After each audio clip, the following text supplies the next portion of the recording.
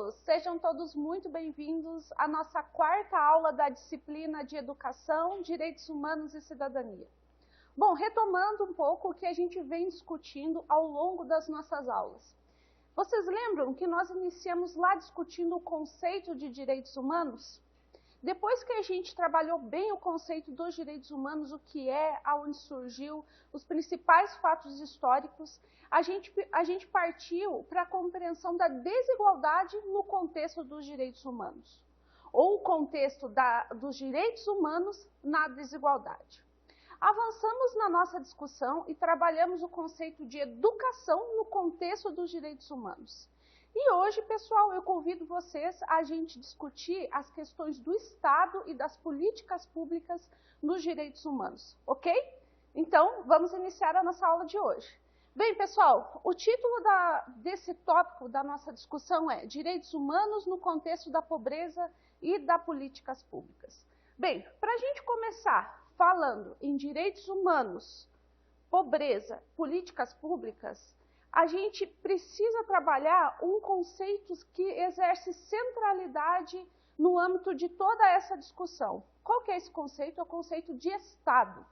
Então, pessoal, qual que é o papel do Estado frente aos direitos humanos?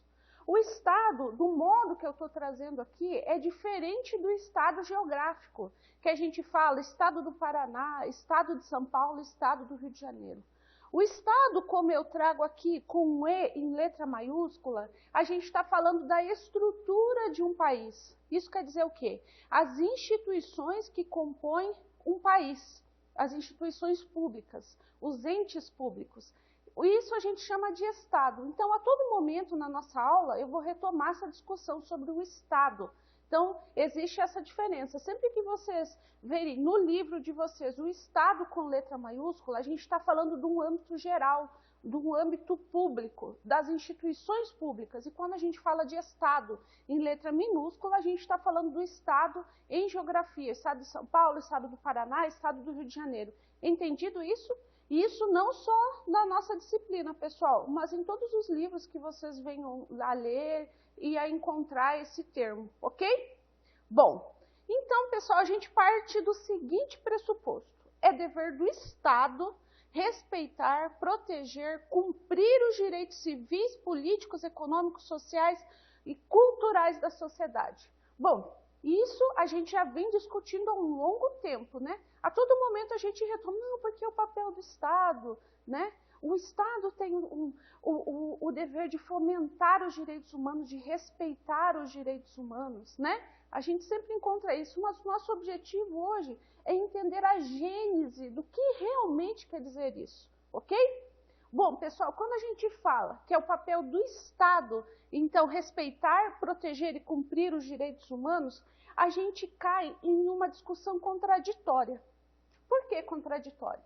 Porque em algum momento a gente diz o seguinte, que é por meio da atuação do Estado que se garante a proteção dos direitos humanos, ok?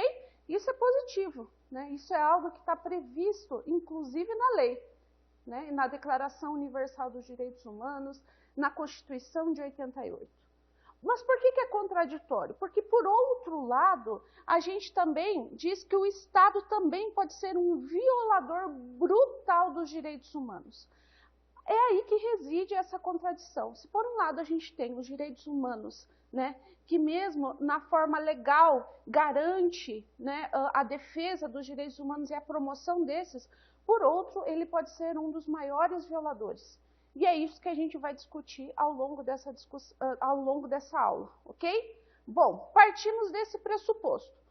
O Estado, então, ele tem um dever de proteção à pessoa e promoção dos direitos humanos. Mas vale destacar, pessoal, né, que nem todos os países possuem uma política de Estado voltada à proteção dos direitos humanos. Que política é essa, professora? Você deve estar pensando, né? Bom, no Brasil nós temos várias políticas de defesa e promoção dos direitos humanos, né? Inclusive, o Brasil ele é um pioneiro na formulação desse tipo de política, de trazer para o Estado, né, a defesa e a promoção desses direitos utilizando da política e da política pública. Um dos exemplos que a gente pode citar é o Programa dos Direitos Humanos. Lembra que a gente discutiu na aula anterior, né, que exerce grande centralidade nas políticas formuladas no Brasil, ok? Bom, a maior contribuição da Declaração Universal dos Direitos Humanos é reconhecer a pessoa humana como um sujeito de direito internacional. Por que eu coloquei essa frase, pessoal?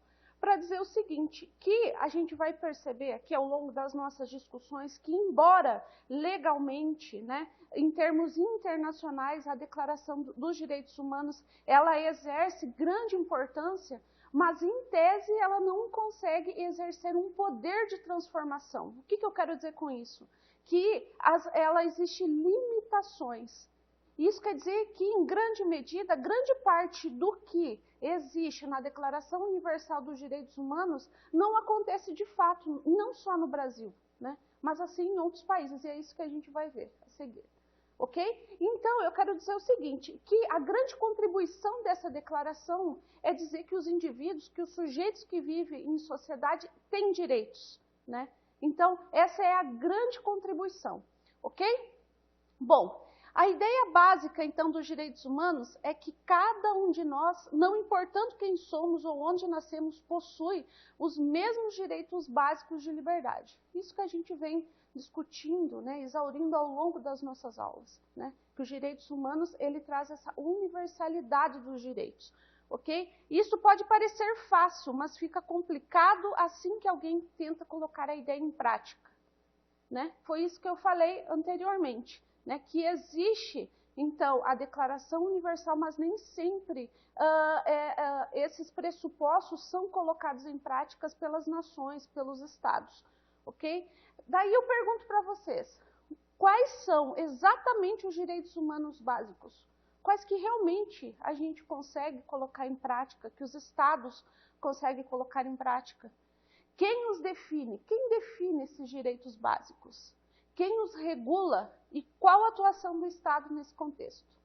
Para a gente pensar tudo isso, eu convido vocês a gente assistir um vídeo a seguir que vai trazer os direitos fundamentais, os mais importantes, e qual que é o papel para vocês visualizarem qual que é o papel do Estado e quais são os limites da Declaração Universal dos Direitos Humanos, ok? Então, fiquem com o vídeo.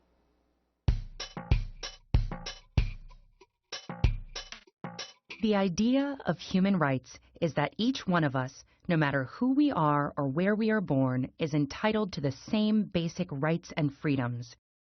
Human rights are not privileges, and they cannot be granted or revoked. They are inalienable and universal. That may sound straightforward enough, but it gets incredibly complicated as soon as anyone tries to put the idea into practice. What exactly are the basic human rights? Who gets to pick them? Who enforces them, and how? The history behind the concept of human rights is a long one. Throughout the centuries and across societies, religions, and cultures, we have struggled with defining notions of rightfulness, justice, and rights. But one of the most modern affirmations of universal human rights emerged from the ruins of World War II with the creation of the United Nations. The treaty that established the UN gives as one of its purposes to reaffirm faith in fundamental human rights. And with the same spirit, in 1948, the UN General Assembly adopted the Universal Declaration of Human Rights. This document, written by an international committee chaired by Eleanor Roosevelt, lays the basis for modern international human rights law. The Declaration is based on the principle that all human beings are born free and equal in dignity and rights. It lists 30 articles recognizing, among other things, the principle of non-discrimination and the right to life and liberty. It refers to negative freedoms, like the freedom from torture or slavery, as well as positive freedoms, such as the freedom of movement and residence. It encompasses basic civil and political rights, such as freedom of expression, religion, or peaceful assembly, as well as social, economic, and cultural rights, such as the right to education and the right to freely choose one's occupation and be paid and treated fairly. The Declaration takes no sides as to which rights are more important, insisting on their universality, indivisibility, and interdependence. And in the past decades, international human rights law has grown, deepening and expanding our understanding of what human rights are and how to better protect them. So if these principles are so well developed, then why are human rights abused and ignored time and time again all over the world? The problem, in general, is that it is not at all easy to universally enforce these rights or to punish transgressors. The UDHR itself, despite being highly authoritative and respected, is a declaration, not a hard law. So when individual countries violate it, the mechanisms to address those violations are weak. For example, the main bodies within the UN in charge of protecting human rights mostly monitor and investigate violations, but they cannot force states to, say, change a policy or compensate a victim.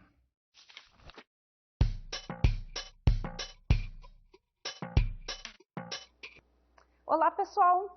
Gostaram do vídeo? Bom, eu gostaria de chamar vocês para uma reflexão pontual desse vídeo, principalmente falando dos limites da Declaração Universal dos Direitos Humanos. Vocês perceberam aí, em determinado momento do vídeo, né, que a Declaração Universal dos Direitos Humanos ou os estados ou a própria ONU não conseguem intervir de modo efetivo na política desses países. Não é mesmo? É isso que a gente viu. Isso por quê? Porque a gente está falando de uma declaração, né, pessoal? A gente não está falando de uma lei. Então, não existe uma obrigação dos estados, né, em exercerem o seu poder, né, em função da Declaração Universal dos Direitos Humanos. O que acontece é uma orientação da ONU, e é aí que reside os principais limites da declaração. Ok? Bom, pessoal, e nesse contexto todo, a gente observa que a ONU, ela traça os parâmetros, né?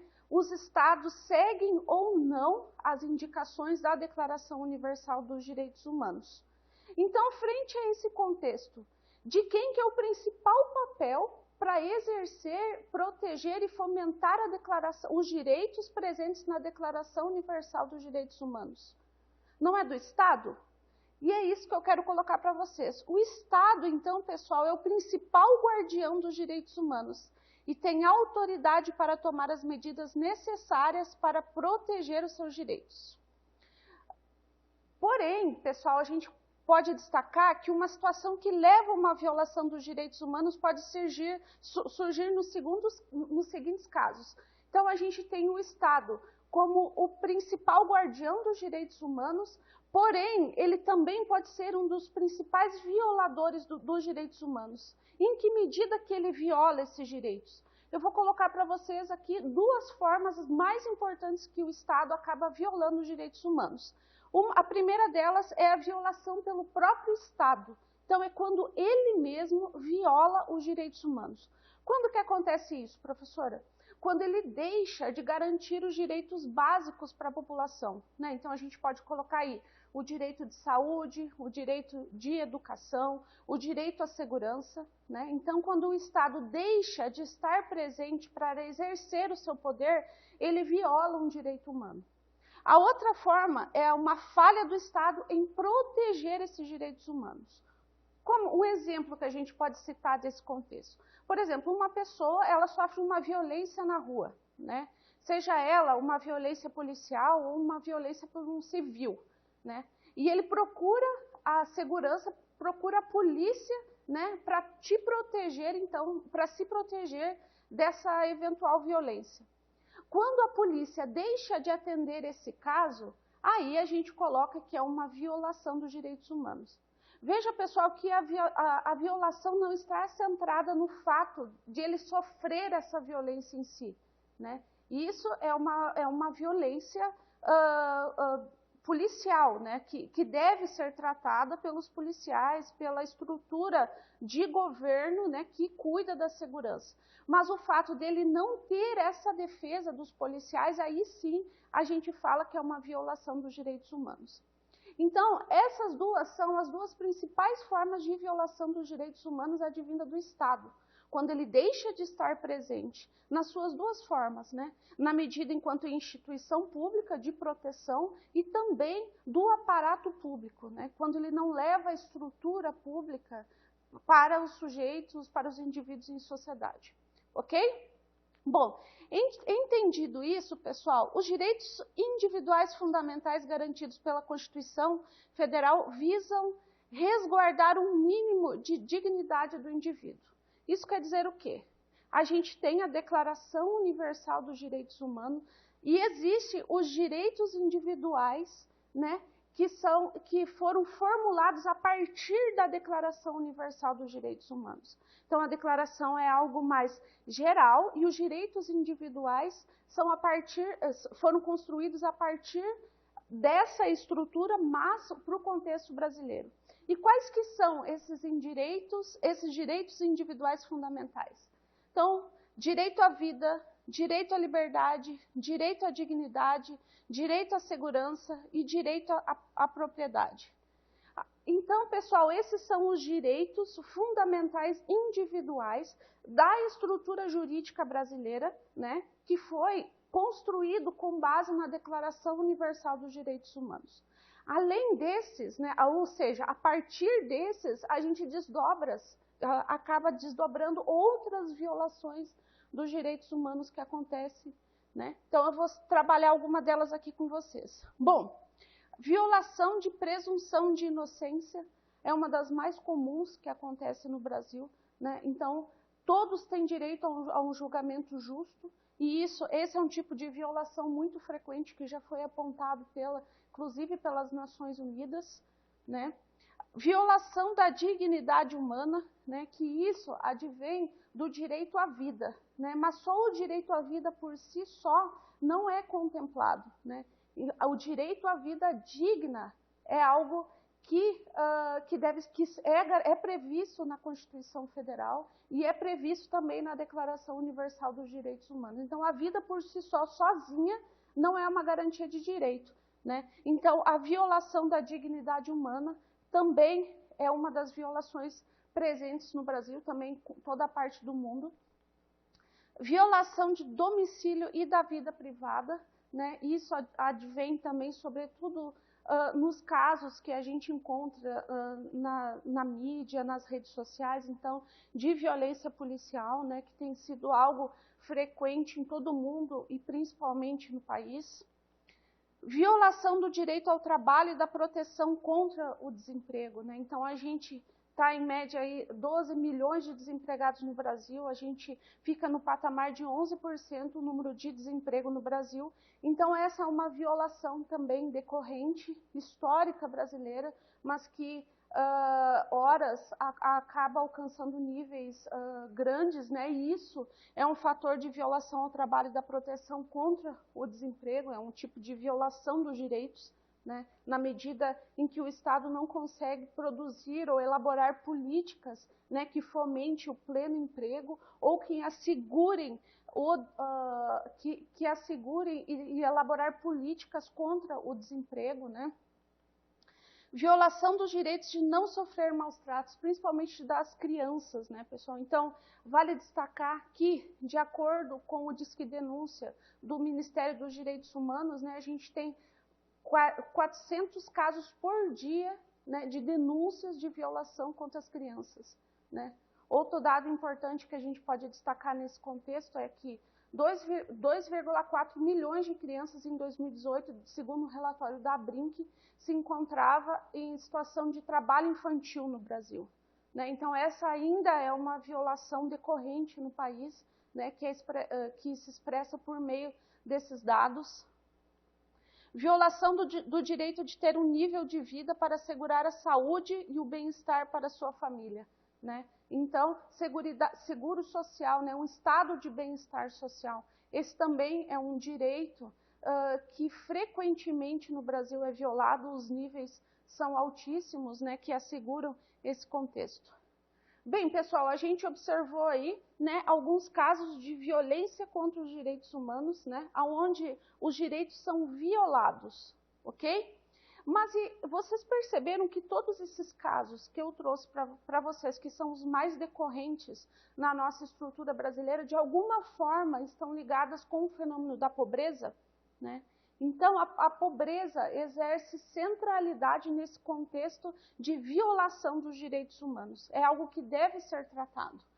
Bom, e isso foi dito durante a Conferência Mundial sobre os Direitos Humanos, realizada em Viena, lá em 1993, né?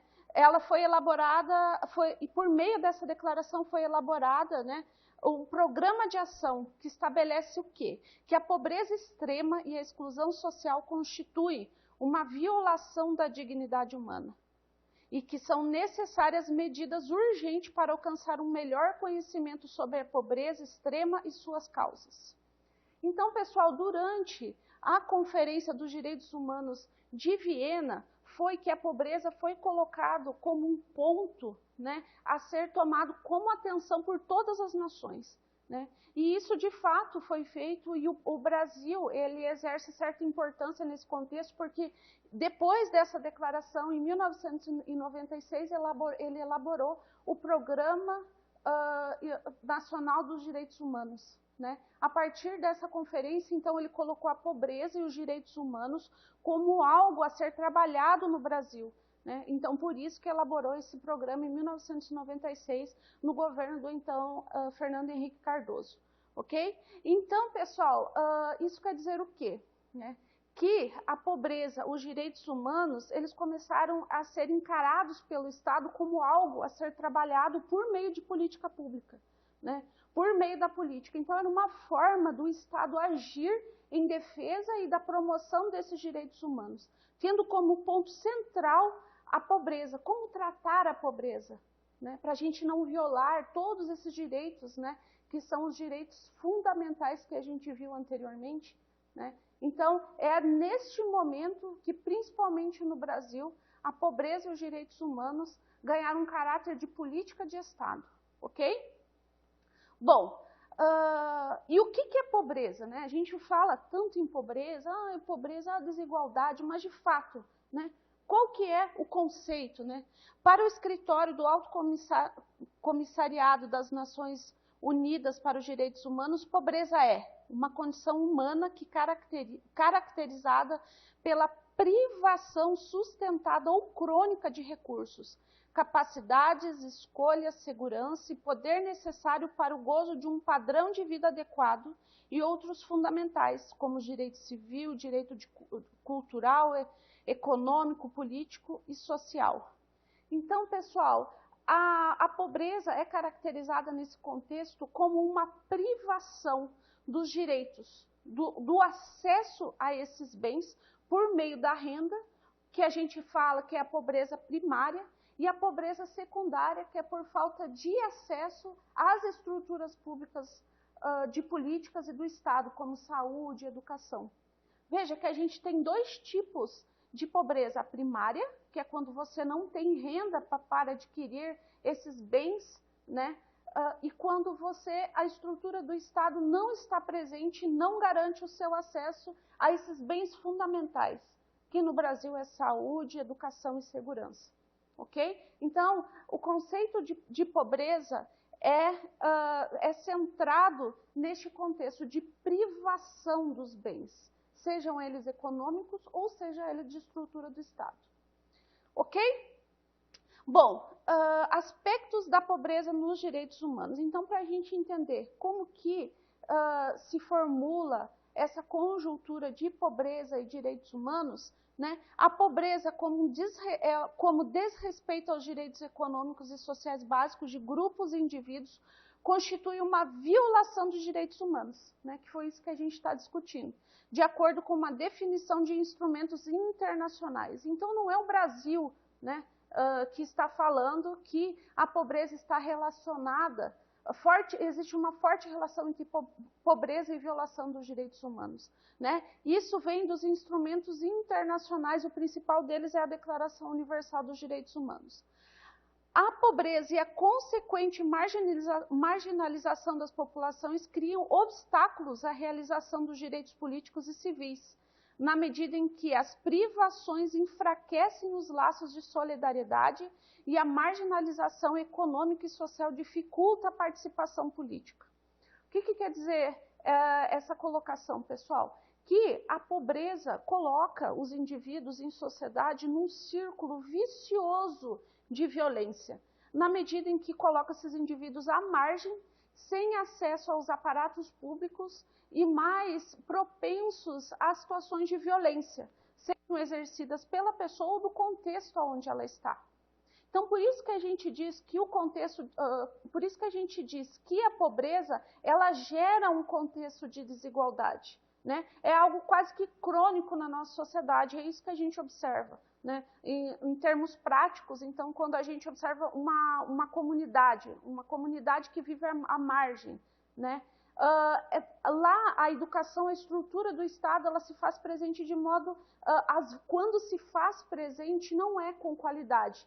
Isso que eu quero dizer para vocês, né? E isso faz com que se fortaleçam os históricos de desigualdade. Então, se essa pessoa lá não tem acesso à educação de qualidade, não tem acesso à saúde, ela vai ficando cada vez mais à margem, correto? Então, por isso que a gente fala que é um círculo, que a pobreza gera um círculo de desigualdade, um ciclo de desigualdade que se desdobra em outras situações por falta de acesso. E isso cerceia os direitos civis e políticos e de participação na vida pública, inclusive. O que eu quero dizer com isso, pessoal, é que a pobreza, ela é um dos principais fatores de violação dos direitos humanos. E a partir dela que se desdobra as outras violações, como dificuldade de acesso, como desigualdade social, desigualdade de renda, ok? Dito isso, pessoal, a pobreza é uma violação dos direitos humanos porque essa condição limita a fruição das liberdades individuais e coletivas dos pobres em razão da privação dos bens que lhe permitiram viver com dignidade, né? Então, e isso está previsto, eu trouxe essa colocação porque ela está prevista no artigo 25 da Declaração Universal dos Direitos Humanos e também na Constituição Cidadã de 88. Então, o que a gente observa aqui nessa imagem que eu trouxe, né? Que numa situação de falta de saneamento básico, né, onde essas pessoas vivem numa dificuldade de acesso, muito possivelmente de educação, de segurança também. Isso é o que a gente tem uma realidade real do nosso contexto nacional e também global, né? Só que isso, pessoal, por outro lado, a contradição reside de que na declaração todo homem tem direito a um padrão de vida capaz de assegurar a si e a sua família saúde, bem-estar, inclusive alimentação, vestuário, habitação, cuidados médicos e os serviços sociais indispensáveis. O que eu quero dizer com isso? Que aqui um direito está sendo violado e o fator que exerce centralidade nesse contexto é a pobreza. Né? A pobreza, a falta de acesso, a limitação do acesso do público, né? E também de renda, ok?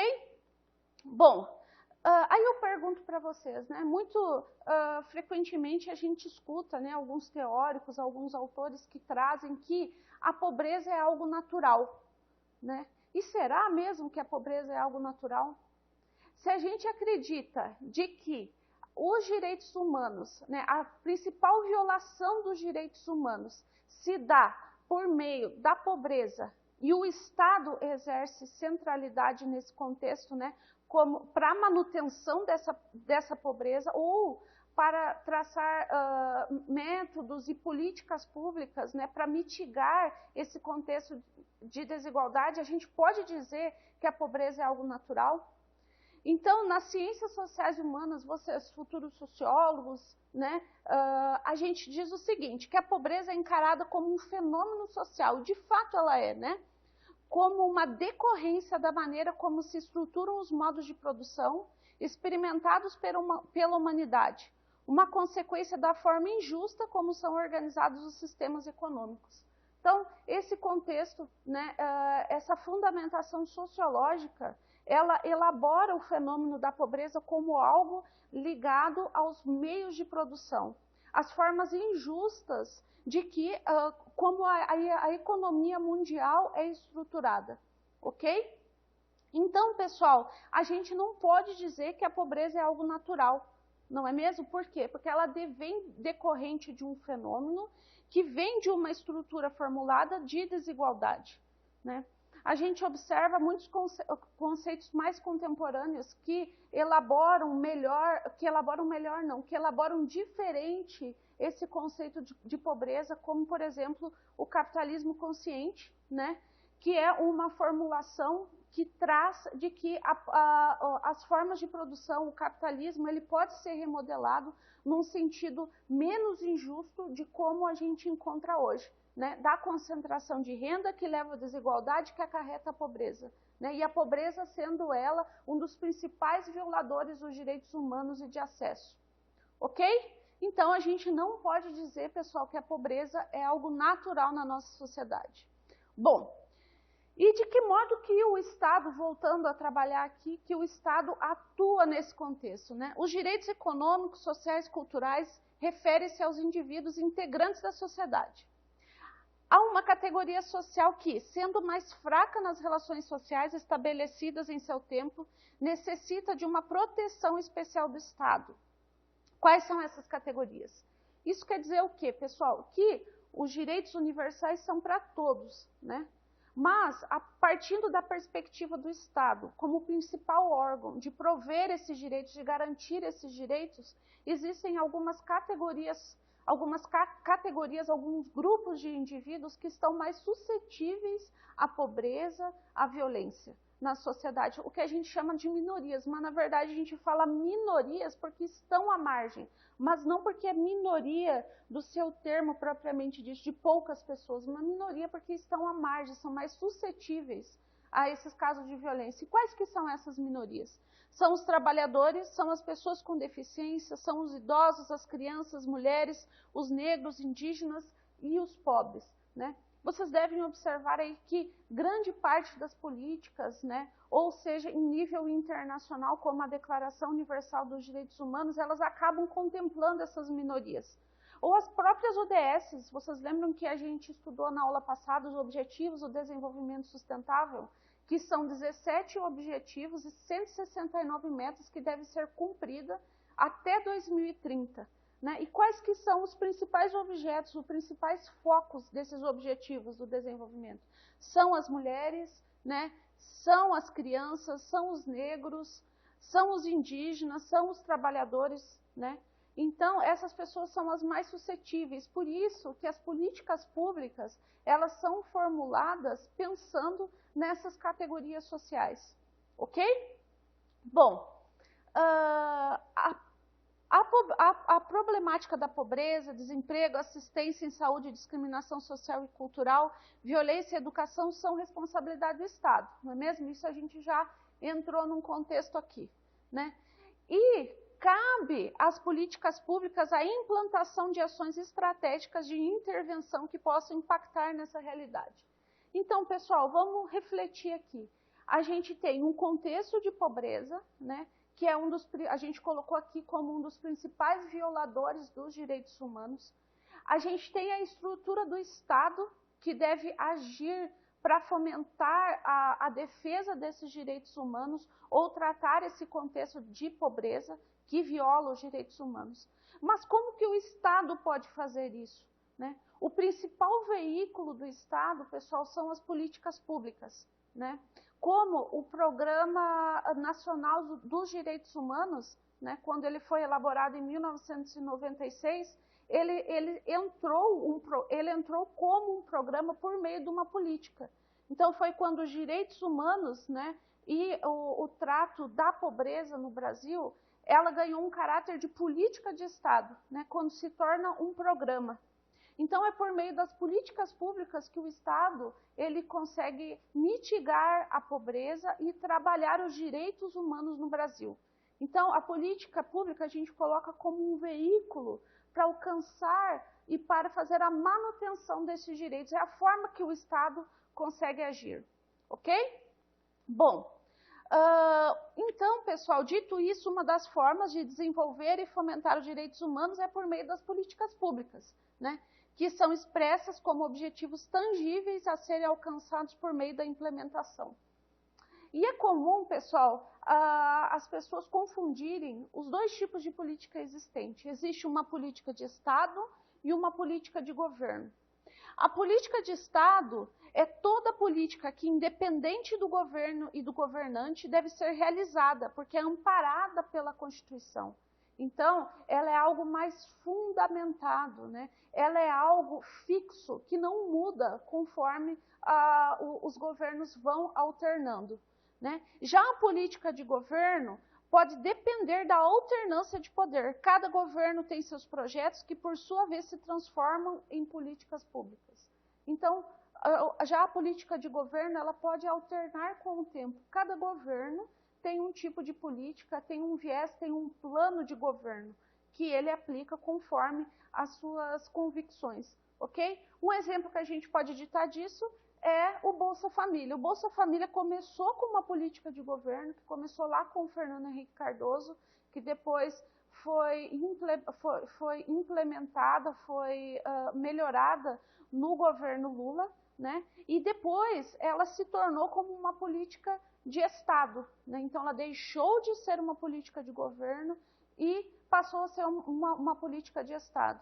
Quem que define isso é o Senado. Inclusive, se eu não estou enganada, a política foi aprovada pelo Aécio Neves no momento que era senador. Então ele entrou com esse pedido, foi votado e o Bolsa Família se tornou deixou de ser uma política de governo para se tornar uma política de Estado frente à sua efetividade na diminuição dos números de pobreza e desigualdade, ok? Então são esses os dois tipos de política que existem.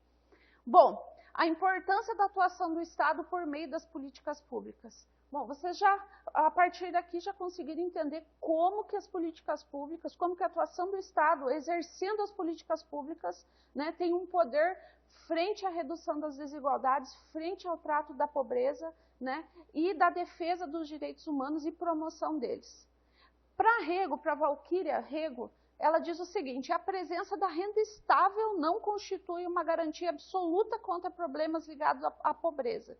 Esses se resolvem antes por meio de políticas públicas voltadas à satisfação das necessidades básicas, quer diretamente por meio da prestação de serviços básicos como saúde, educação, quer indiretamente por meio da criação das condições nas quais os indivíduos conseguem satisfazer suas carências básicas, por meio da renda, né?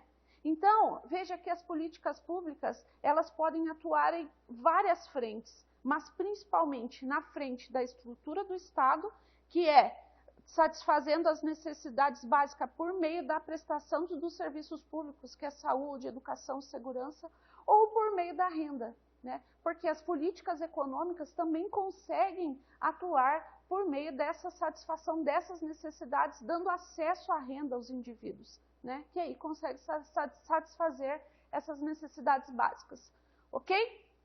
Então, o que são políticas públicas, né? Falamos o que é pobreza, o que é o Estado e políticas públicas. São um conjunto de programas e ações, decisões tomadas pelos governos, sejam esses nacionais, estaduais ou municipais. Então, as políticas públicas, pessoal, ela acontece em todas as instâncias da estrutura do Estado, né? Pode acontecer em nível nacional, federal, estadual, municipal, com a participação direta ou indireta de entes públicos ou privados que visam assegurar determinado direito de cidadania por vários grupos da sociedade ou para determinado segmento social, cultural, étnico ou econômico. Ou seja, corresponde aos direitos assegurados na Constituição. Isso quer dizer o quê? Que as políticas públicas, né, ela prevê a participação da sociedade civil, dos entes públicos ou das próprias minorias. Em âmbito municipal, a gente pode colocar aí as audiências públicas, né, em que as pessoas podem ajudar a estrutura pública a decidir o destino dos recursos públicos ou ações ou elaboração dessas políticas. Então, em todas essas instâncias, prevê a participação política, e a principal delas é o voto, ok?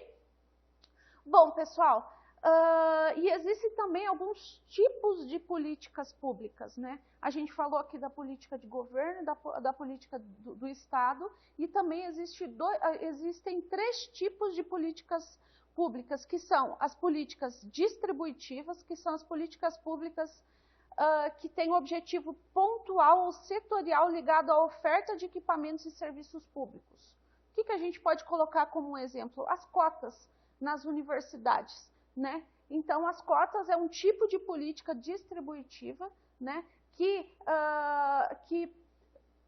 embora contemple um grupo específico da sociedade, que é a população negra, por meio das cotas, né, mas ela não deixa de ser uma política distributiva, né, porque ela oferta o acesso à educação a um grupo que é uma minoria social, ok?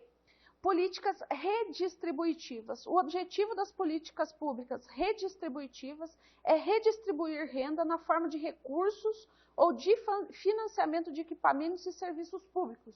Um exemplo é o financiamento educacional, como o FIES. É um tipo de política redistributiva que a gente tem, ok?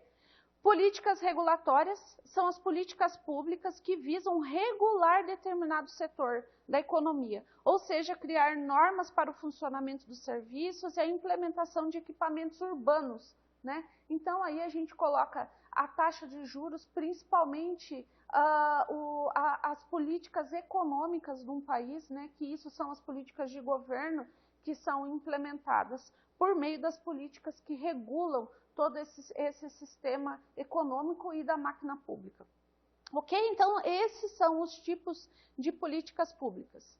Então, pessoal, resumindo tudo que a gente trabalhou aqui, a política pública, nesse sentido, ela passa a ser um instrumento de cidadania e conscientização sobre os padrões de direitos humanos, minimizando os impactos do fenômeno como a pobreza e casos específicos de violação desses direitos. Essa colocação aqui, pessoal, resume tudo que a gente vem trabalhando aqui hoje, o que a gente trabalhou nessa aula, né? Então, a gente trouxe a pobreza como uma das maiores violações dos direitos humanos, que através dela se desdobram outros tipos de violações. A gente trouxe o Estado, né, como uma estrutura capaz de trabalhar e de minimizar esse contexto de pobreza, desigualdade e violação dos direitos humanos por meio das políticas públicas, ok? Dito isso, pessoal, qual que é, então, vocês devem estar se perguntando, nossa, professora, então qual que é o principal desafio para a implementação desses direitos humanos, se a gente já sabe, já entendeu esse contexto, né? Bom, reforçar a responsabilidade do Estado na implementação dos direitos econômicos, sociais e culturais e do direito à inclusão social, bem como o reconhecimento da pobreza como uma violação dos direitos humanos. Então, isso está dizendo o seguinte, que, em primeiro lugar, o Estado deve reconhecer a pobreza como um dos principais violadores dos direitos humanos, né, e atuar na implementação desses direitos econômicos, civis e sociais. Né? Por isso que essa agenda dos direitos humanos, por isso que esses programas, tornar as políticas e os programas de direitos humanos efetivos, né, pode trazer resultados. Então, não é uma agenda que deve ficar lá escondidinha, né, vez ou outra, relacionar a algo mais superficial. Não, essa agenda, ela pode trazer mudanças estruturais na sociedade, grandes impactos, principalmente no contexto brasileiro, né, que somos um dos líderes mundiais aí em desigualdade social. Ok?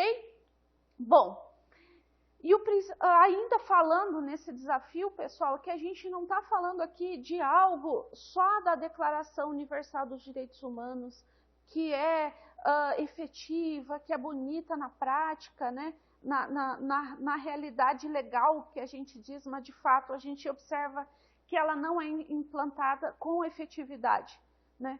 Mas, então, já que existem esses limites da declaração, né, a gente pode dizer que o Estado de cada lugar, não só do país, mas do Brasil, mas de qualquer outro país do mundo, então, ele tem uma estrutura capaz de colocar em prática esses pressupostos da declaração por meio das suas leis nacionais, que foi o que aconteceu no Brasil.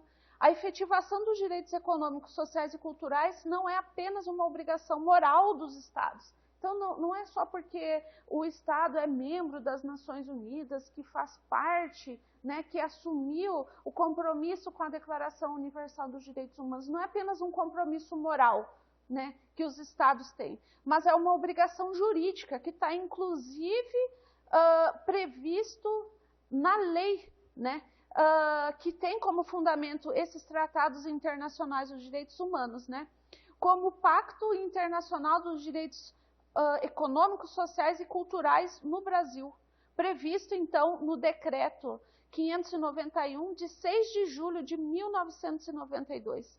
Então, isso está previsto na Constituição Federal, né? Não é apenas algo moral que os estados têm obrigação, mas sim existe uma previsão, está previsto. Por isso, não existe nada que impeça um país de utilizar essas políticas públicas, de um estado, de utilizar essas políticas públicas, né, para trabalhar em prol da defesa dos direitos humanos. Ok, pessoal? Bom, finalizamos aqui a nossa aula de hoje. Espero que tenham todos um excelente aproveitamento e até a próxima.